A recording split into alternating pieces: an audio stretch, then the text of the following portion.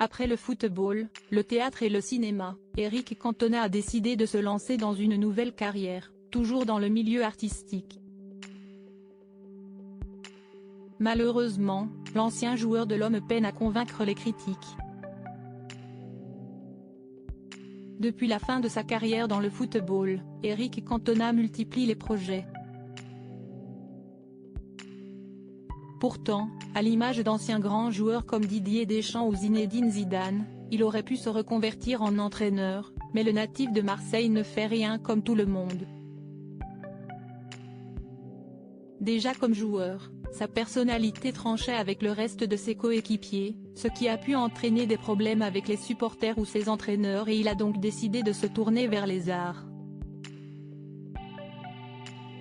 Après être apparu à de nombreuses reprises au cinéma, à la télévision et au théâtre, le mari de Rachida Brakni a décidé de se tourner vers la chanson.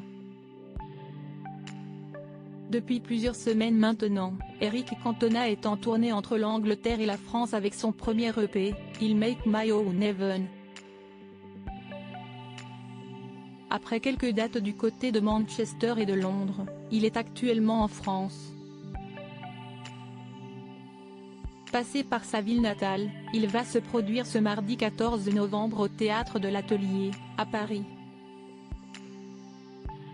Pour l'heure, l'ancien attaquant de l'équipe de France n'a que 4 chansons, mais il compte bien sortir un album l'année prochaine.